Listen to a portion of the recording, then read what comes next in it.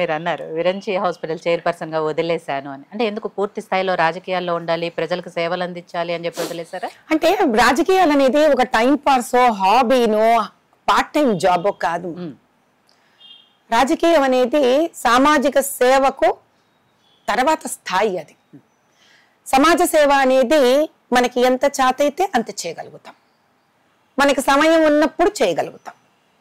దాన్ని ఎవరు మన మీద రుద్దేది కాదు. కానీ రాజకీయ నాయకులు అన్నప్పుడు ఏమవుతుంది అంటే అది సంపూర్ణ బాధ్యత.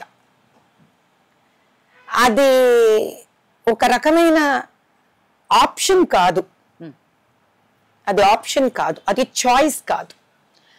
అక్కడ ప్రజలు మనను నమ్మి మనం ఏదో చేస్తామో అన్న ఒక ఆశతోటి రాజ్యాంగం వాళ్ళకిచ్చిన అతి విలువైన ఓటు అనే హక్కుని మన పట్ల వినియోగిస్తారు వాళ్ళు. అది ఒకసారి తీసుకున్న తర్వాత కనీసం ఒక కాలం వరకు, అంటే ఇప్పుడు 5 ఏళ్ల కాలం ఉంటుంది కాబట్టి తర్వాత వాళ్ళు ఇంకొక వేరొకరి పట్ల ఎంచుకునే వరకు కానీ ఇంకొకళ్ళకి వాళ్ళు ఓటేసేంత వరకు ఈ హక్కుని వాళ్ళ నుంచి వినియోగించుకున్నందుకు రుణపడి ఉంటాం. రుణపడి ఉండడం అంటే అది ఇప్పుడు మనం పబ్లిక్ సర్వీసెస్ ఎగ్జామ్స్ రాసిన ఐఏఎస్ ఆఫీసర్స్ ని, ఐపీఎస్ ఆఫీసర్స్ ని, వీళ్ళందరూ యువర్ పబ్లిక్ సర్వెంట్స్ అంటాం. వాళ్ళకన్నా పెద్ద సర్వెంట్ రాజకీయ నాయకులు. కాబట్టి మన సర్వెంట్ అయ్యాక మనం టైమ్స్ డిసైడ్ చేయం కదా తల్లి.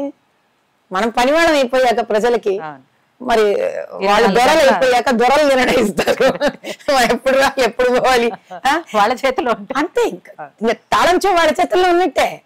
సో ఓటరు నా దృష్టిలో దొర, బాన్సన్ దొర టైప్ లో మన చేతులు కట్టుకొని నిలబడాల్సిందే తప్ప నాకు నచ్చినప్పుడు నేను వస్తా, నచ్చినప్పుడు పోతా అంటే చెయ్యేసే వాళ్ళు చేస్తారు, చెయ్యొచ్చు వాళ్ళకి కావాలంటే, కానీ పద్ధతి కాదు నా ఉద్దేశంలో. అందుకే ఇంకా నాకు విరించి ఇవన్నీ చూసుకునే అంత టైం లేదు, ఆ దిశగా వెళ్ళే అంత ఆలోచన కూడా పోయింది. ఓకే, అంటే రాజకీయాలకి, రాజకీయ నాయకులకి కొత్త అర్థం చెప్పారు. ఎందుకంటే ఇప్పటి వరకు చాలా మంది చూస్తున్నాం కాబట్టి రాజకీయ నాయకులకు ఎలా ఉంటుంది అంటే ప్రజలు మన బానిసలు, ఒకసారి ఓటేసారంటే 5 ఏళ్ళు వాళ్ళు మన చేతుల్లో ఉంటారు అనే దాన్ని దాటి మీరు ఎవరైతే రాజకీయ నాయకులు ఉంటారో, ఎమ్మెల్యేగా గెలుస్తారో, ఎంపీగా గెలుస్తారో వాళ్ళే ప్రజలకు బానిసలు అని చెప్పారు. చూసారా కొత్త అర్థం?